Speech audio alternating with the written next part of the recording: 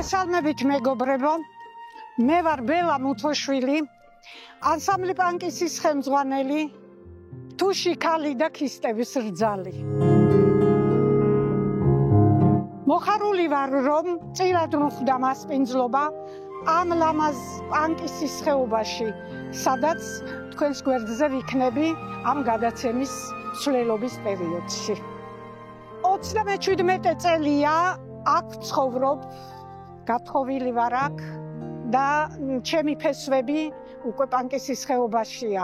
ეს პერიოდი შევალიე ჩეჩნური ფოლკლორის პოპულარიზაციას. პარალელურად მე ვარ პედაგოგი დუმასტურის და ჯოყოლოს საჯარო სკოლაში მუსიკის მასწავლებლად. არც თუ ისე შორეულ წარსულში პანკისის ხეობის იმიჯი არ იყო სწორედ მიტანილი საზოგადოებისთვის დადებითი კონტექსტით. ჩვენ დიდი ძალისხმევა დაგვჭირდა, რომ ეს გამოგვესწორებინა და მიგვეტანა საქართველოს მოსახლეობისთვის ჩვენი რეალური სახე. თუ როგორი იყო პანკისის ხეობა, როგორი ხალხი ცხოვრობდა, რა კულტურა ჰქონდა, რა ტრადიციები. აქ შემოსულ ტურისტს ჩვენ ვთავაზობ რამდენიმე მნიშვნელოვანი ადგილის დათვალიერებას, რა თქმა უნდა, ყველას ჩამოთვლას და თქვენთვის ნახვას მე ვერ მოვასწრებ. აქედან გამომდინარე, რაც მე შევარჩიე და ყველაზე უფრო ჩემთვის მნიშვნელოვანი, ეს არის მეჩეთი, ეს არის ქრისტიანული ეკლესია და ეს არის ისტორიული საფლავები, აკლდამისებური საფლავები, რომელშიც ძალიან დიდი საიდუმლოება დევს. და ამ ყველაფრის სანახავად წამობძანდით ჩემთან და გაჩვენებთ.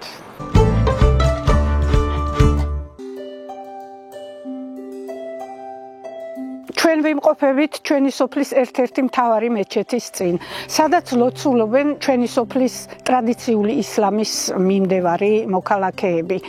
კარგად მახსოვს, აქ ამ ადგილზე იყო პატარა ძველი შენობა, სადაც იკრიბებოდნენ ამ სოფლის მორწმუნე მურიადები და აღავლენდნენ ლოცვებს, როგორც პარასკევს, ასევე მარხვის თვეებში.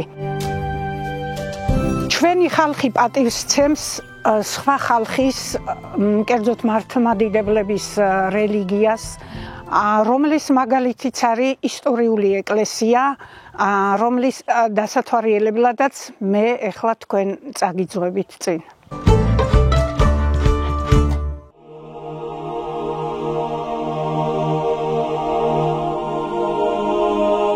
ეხლა ვიმყოფებით ჯოყოლოს ცენტრში, სადაც თქვენ ხედავთ ისტორიულ ეკლესიას, რომელიც აშენებულია 1888 წელს. ჩემი ინფორმაციით, ეს ეკლესია ააშენა მათე ალბუთაშვილმა.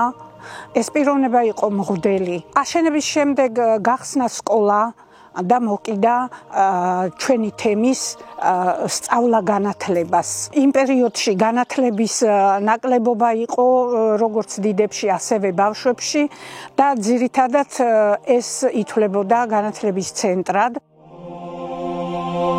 მიუხედავად იმისა, რომ დღესდღეობით ტაძარი მოქმედი არ არის, წელიწადის რამდენიმე პერიოდში და კერძოდ აღდგომების პერიოდში მოდიან მამაოები, მოდიან ქართველი მრევლი, სადაც აღასრულებენ წირვალოცვებს.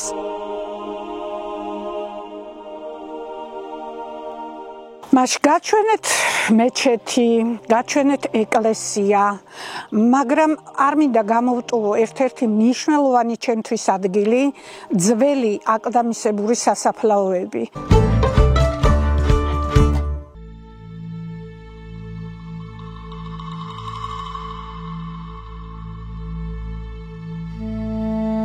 ეხლა ჩვენ ვიმყოფებით ძველ ისტორიულ სასაფლაოზე, აკლდამებს შორის, რომელიც ბევრ საიდუმლოს ინახავს და იდუმალებით მოცულია. ვერ დავასახელებ კონკრეტულ თარიღს, როდის შეიქმნა და როდის დაიმარხა ეს ხალხი ამ ტერიტორიაზე, მაგრამ ბოლო სასაფლაო, რომელიც შემოსასვლელში მდებარეობს, თარიღდება 1867 წლით.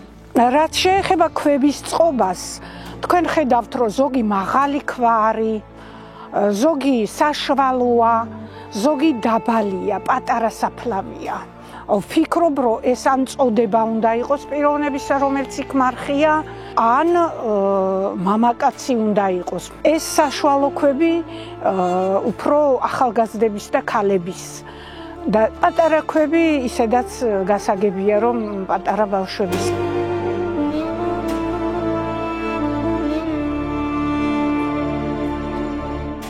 პანკისის ხეობაში და კერძოდ ჯოყოლოში შემომსვლელმა ტურისტმა ვფიქრობ, რომ უნდა ნახოს ეს ადგილი, იმიტომ რომ ძალიან იდუმალებით სავსე და ძალიან დიდი ისტორიის მქონე ადგილია ესა.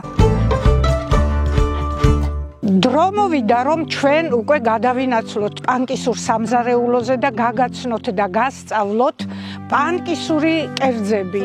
ამიტომ უნდა გავეშუროთ ლეილასთან, სადაც გველოდება და დანარჩენს მერე ადგილზე გაჩვენებთ.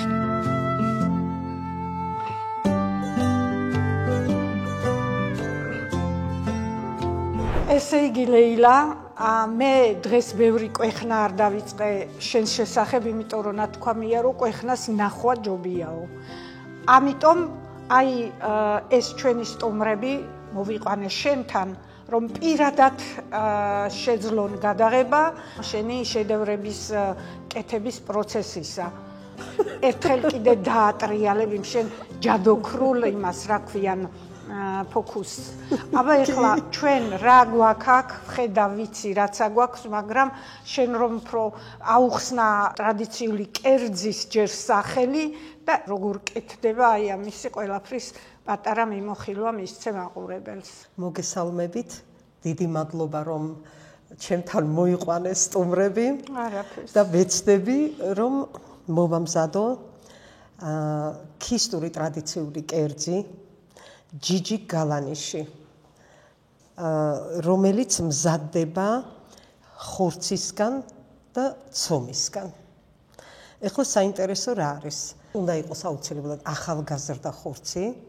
ხორცის ნებისმიერი ნაჭერი შეიძლება რომ მოხარშო, ოღონდ ძალიან კარგად ლამაზად დაჭრილი და ამ ხორცში შეაზავებ მარილით, ჩააგდებ 1-2 ცალ კარტოფილს, აქ ბევრს კი არ უშრები ამ კარტოფილს და სტაფილოს მარილით შეზავდება, მოიხარშება და როცა მოიხარშება, ეს არის ყველაზე მთავარი, რაც ჩვენ უნდა გავაკეთოთ, ამ შეზავებული წვენით ჩვენ ვზელთ ცომს. ეს არის ხორცის ნახარშის შენელებული წვენი, ეს უნდა იყოს თბილი, არ უნდა იყოს ძალიან ცხელი და ძალიან ცივი და ჩვენ დავიწყებთ ნელა მოზელას ამ ცომის.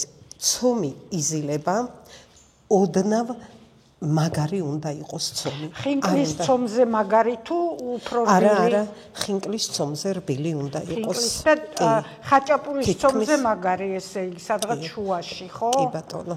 იცი რა არის ბელა, ყველა დიასახლის აქვს თავისი საიდუმლო, თავისი მოზელის წესი, ცომის მოზელის თუ კერძების გამზადების. ყველა ინდივიდუალურად ამზადებს კერძებს. ეხლა მე შეიძლება ვთქვა, რომ ეს ძალიან განსაკუთრებულად ვამზადებ და არც ისეთი განსაკუთრებულად არ ვამზადებ, მაგრამ მაქვს მე ჩემი. შენი გაქვს კი? მე ჩემი, ის რომ ვიცი როგორ უნდა მოვამზადო. ყველას თავისი მეთოდი აქვს ლეილა. კი ბატონო. ძალიან დამაინტერესა ის, რომ ზელვის დროს, როცა ზელ, ფქვილს არ აყრი და ეს შენი მეთოდია თუ ეს რა შველის იმას, რომ აი ფქვილი აღარ არის საჭირო ეს ფქვილი არ არის საჭირო, იმიტომ რომ თვითონ ეს მზადდება ხორცის ნახარშისგან. აი უყური როგორი ამიტომ არ გახდა საჭირო. ამიტომ არ გახდა საჭირო. საიდან, ვისგან, ვისი მეთოდით ისწავლე ამ კერძის გამზადება? მე მყავდა მამი და კულინარი. მე მახსოვს მთაში როცა ვიყავით წასულები და პატარა ვიყავი მაშინ და მამი და ჩემი გავიდო და ბევრი საქონელი ყავდა მამი და ჩემს. და გავიდო და როცა ხაჭოს ამოიღებდა, გავიდო და უცბად დაკრეფავდა რაღაც ბალახებს, დაკუწავდა ამ ხაჭოში ჩაყრიდა და აკეთებდა ბევრ საჭმელებს. გააკეთებდა მჭადის ფქვილისგან, ცომისგან და პატარა ვიყავი და მაინტერესებდა პატარაობიდანვე როგორ გამომივიდო და სულ ვუყურებდი ხოლმე მამიდა ჩემს ის როგორ ამზადებდა და ძალიან ბევრი რამე ვისწავლე მაგისგან. ეს არის ჩვენი კუთხის, ჩვენი ტრადიციული ერთ-ერთი ტრადიციული კერძი, რომელიც მაგალითად სავიზიტო ბარათია, ასე ვთქვათ. სტუმარი რომ მოვა ჩვენთან, ჩვენ პირველ რიგში ვუმასპინძდებით თემში მოსული სტუმარის ჯიჯი გალანიშით. კი. როგორ მოსწონს ტურისტს აი ეს ჯიჯი გალანიშის? რა თქმა უნდა, ტურისტებს ძალიან დიდი ინტერესი აქვთ მარტო იმიტომაც, რომ ამას ქვია ჯიჯი გალანიში. და მიკვეთავენ ხოლმე ძალიან ბევრი ტურისტების ჯგუფით ჩამოდის პანკესის ხეობაში. ბევრი ჩამოდიან ჯგუფები, ჩვენს ღირს შესანიშნაობებს ნახავენ, შემდეგ მოდიან ლანჩზე ჩემთან. და პირველ რიგში მოთხოვნა არის, რომ მე გავამზადო ჯიჯი გალანიში. სხვათა შორის როგორც საზღვარგარეთიდან, ისევე საქართველოდან, იმიტომ რომ ძალიან ბევრი ჯგუფები ჩამოდიან ლანჩზე ლეილასთან. ცომი, რაც მე მოვზილე, უნდა გაბრტყელდეს აი ამ სისქით, სადღაც 2 სანტიმეტრი სიმაღლის სისქით და უნდა დაიჭრას დანით აი ასე. ფორმას არ აქვს მნიშვნელობა, შეიძლება ზოგს ძალიან პატარები მოსწონდეს, შეიძლება ზოგს ძალიან დიდები მოსწონდეს, როცა იჭრება. ესე რომ დაიჭრება ეს ცომი, ეს დავალაგებთ ჩვენ. შემდეგ ვიღებთ ამ ცომს და ვიწყებთ დაჭრას აი ასეთ ნაჭრებად. შეიძლება რომ დაგეხმარო. კი, როგორ არა. ესე იგი გვერდულად, როგორც გოზინაყი. როგორც გოზინაყი. შედარება კაი გააკეთა. ეს მზადდება როგორც ნედლი ხორცისგან, ახალი ხორცისგან, ასევე შებოლილი ხორცისგან. თან ნივრის соусით, მხოლოდ და მხოლოდ ნივრის არანაირი соуსი არ მზადდება. ნიორწყალი ესე იგი არა. დიახ, ეს ცომები დავჭერით ჩვენ. ოდნავ ფქვილში უნდა აურიოთ, ასე რომ გავაკეთებთ და ფორმას მივცებთ, შემდეგ ძალიან ნელა ვაკეთებთ ასე, იმიტომ რომ მოიხარშება ის ფორმას არ კარგავს და არის მოგრძო ლამაზი ფორმის ხოლმე, აი ასე ვაკეთებთ. ეს მზადდება ძალიან სწრაფად. მომზადების შემდეგ იგივე წვენში, რითაც მოვზილე და მოვხარშე ხორცი, კარტოფილი, სტაფილო, იგივე წვენში იყრება. ჩვენი გალანიშები ბელა უკვე მზად არის. კი ბატონო. ეხლა ამას გადავიტან დაფაზე. რა თქმა უნდა, ერთმანეთს არ დაეკრობა, როგორც არ უნდა დატოვო, იმიტომ რომ ეს არის ხორცის ნახარშით მოზელილი. ჩავყრი იგივე ნახარში, ხორცის ნახარში. შემდეგ ეს უნდა მოიხარშოს 5 წუთის განმავლობაში. მოხარშვამდე 1 წუთით ადრე უნდა ჩავაბრუნოთ უკან მოხარშული ხორციც, კარტოფილიც და სტაფილოც. და 1 წუთში ამოვიღოთ. ასე გამოიყურება ჩვენი ჯიჯი გალანიში. მზად არის კერძი დასრულებულია და შეგიძლიათ მიირთვათ. ძალიან მადის აღმძვრელად გამოიყურება ეს ხორცი. აქედანვე მივხვდი, რომ კარგად არის ეს ხორცი მოხარშული, არ მომწონს მე როცა აკლია ხორცს მოხარშვა. მე დამავიწყდა მაყურებლისთვის, მე თქვა რომ ამ კერძთან ერთად მოდის ნიორწყალი. ნიორწყალიც ზავდება იგივე წვენით. ნიორს რომ დავწყლეტავთ, შემდეგ ვასხავთ ისევ იგივე წვენს. ამას არც მარილი უნდა, არც არაფერი არ უნდა, ჩვეულებრივ. აბა ერთი გავსინჯოთ. სად წამიხვალ თუ არ მომეწონება, მაგრამ მომეწონება.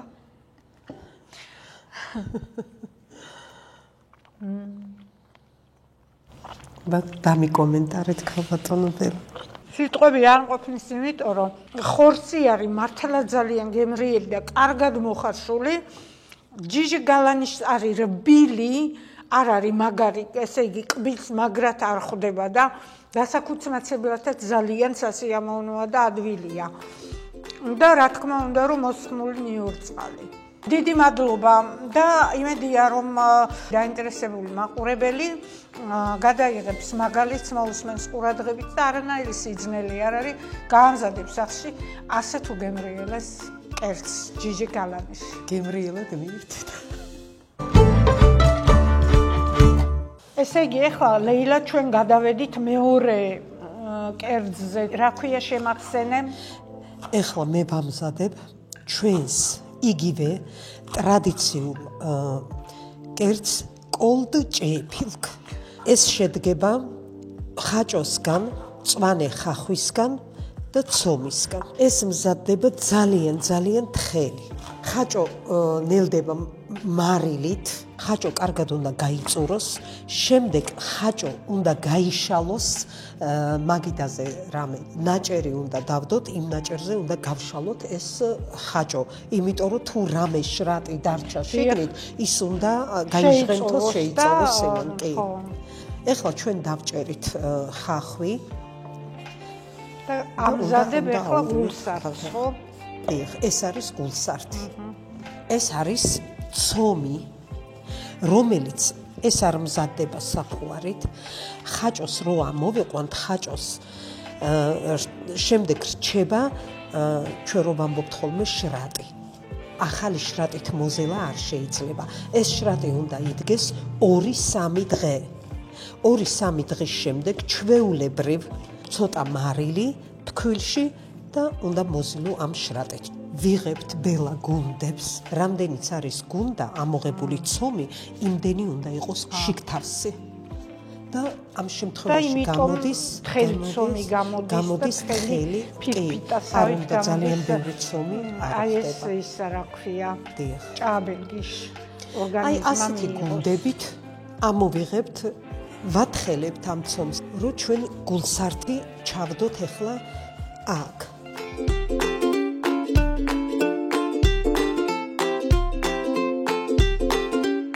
ფიქრობ ხოლმე რომ ბელას კითხო ერთი როგორ გრძნობს ნეტა ეს თუში ქალი ქისტებში თავს ძნელია ქისტების რძნობა თუ აი მაშინ როცა მე მოვედი ქისტებში და ეს იყო 1980 სადღაცა 6-7 წელი მაშინდელი ქისტები რომლებიც დღესაც მენატრებიან ზოგი არ არის ცოცხალი ზოგი თქვენი ტრადიციები თქვენი ურთიერთობები მე აი ამ ასეთ ხალხმა გამაძლებინა და შემდგომ წამოვიდნენ ბავშვები და ასე შემდეგ ი გაწყვეტინებ ის როგორი ლამაზი გოგო იყო კარგი ეხლა ჩვენთან იმართებოდა 9 მაისოვა ხო და გავიპრანჭებოდით ლამაზ კაფეებს ჩავიცვამდით და მოკლედ გაპრანჭულები მივდიოდით ამ კონცერტზე და გავიხედე და ისეთი ლამაზი გოგო ისეთი ლამაზი გოგო და ორ სალამურზე ერთად რო უკრავდა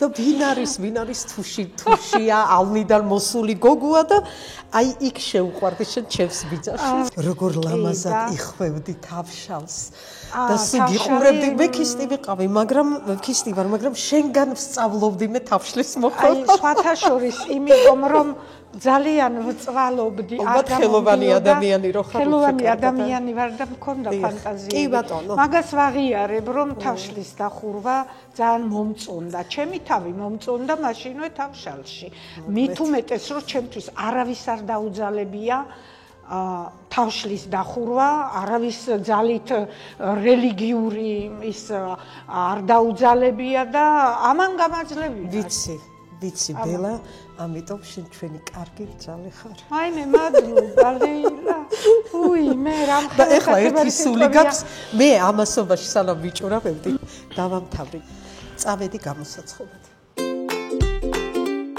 ეხლა მინდა მაყურებელს ვუთხრა რომ არ იგულისხმოთ რომ იქ ზეთი მოასხათ და ისე შეწვა გამოცხობის შემდეგ ჩვენ უკვე გავადნეთ ერბო და წავუსვით რამდენიც გინდათ როგორ უნდა ვთქვა უარი ასეთ ბიოპროდუქტზე რომელიც არის მოკლედ ბედი გაქვს ახლა ჭამაში იმიტომ რომ ყველაფერი მიმზადებია დღეს ყველაფერი არ ვიცი მე მაპატიე ღმერთო ამ დიეტის და დარღვევისთვის მაგრამ ნამდვილად ვერ გავძლებ რომ არ ეს დიეტურია ეს არ გაგასუქებთ არავის არ გაგასუქებთ ეხლა დავჭრით რომ მოვდივარ შენ ცარიელა ყავას რომ დამიდგა ხოლმე იქა ამ მომენტს ხელიდან გაუშვებ გოგო გასლაპარაკო ჭრით ასე და გემრიელად რომ მიირთვა შე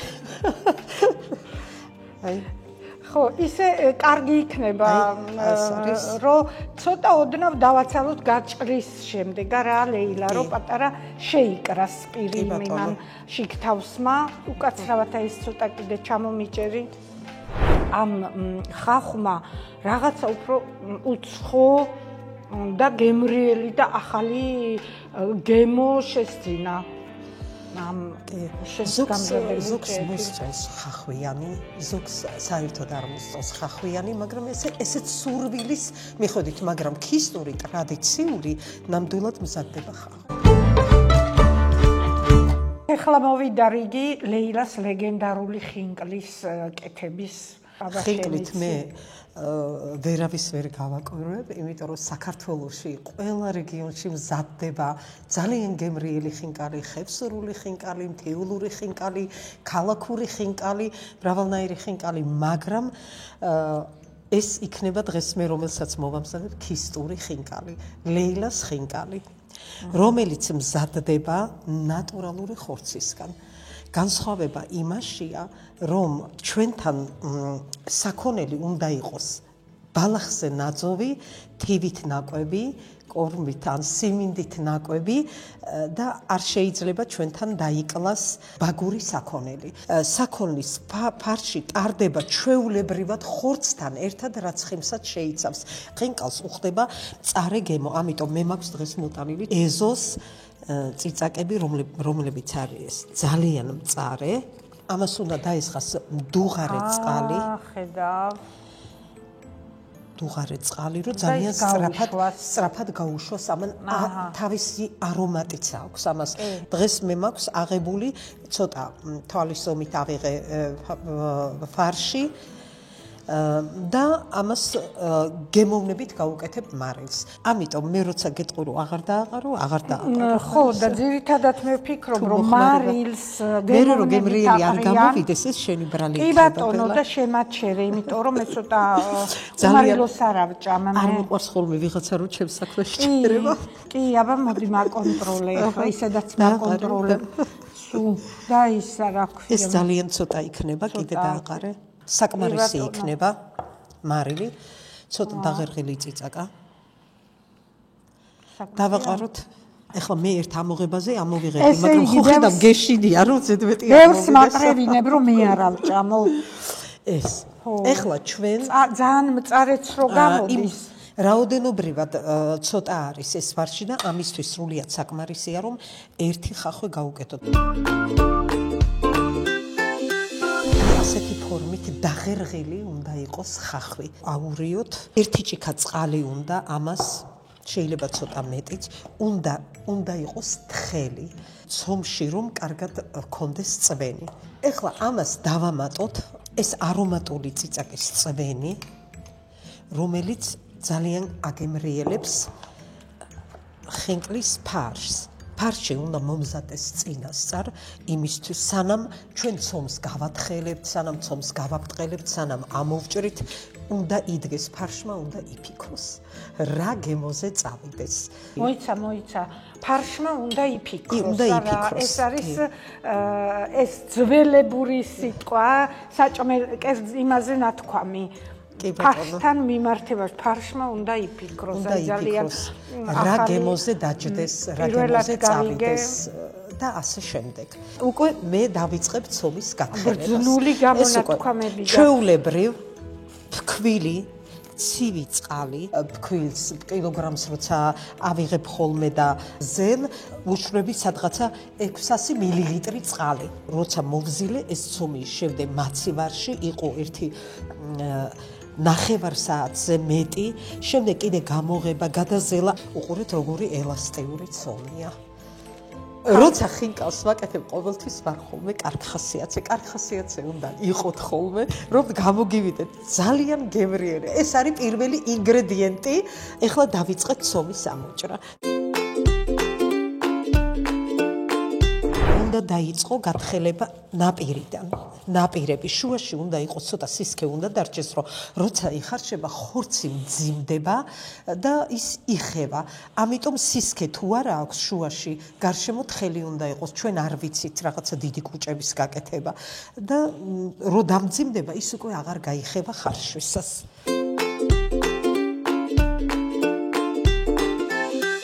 მაშინ ახლა წავიღოთ ეს ხინკალი, მოვხარშოთ ლეილა, დავაგემოვნოთ და მე დავემშვიდობებით ალბათ. 6 წუთი სრულიად საკმარისია ხორცის ხინკალის მოხარშვისთვის.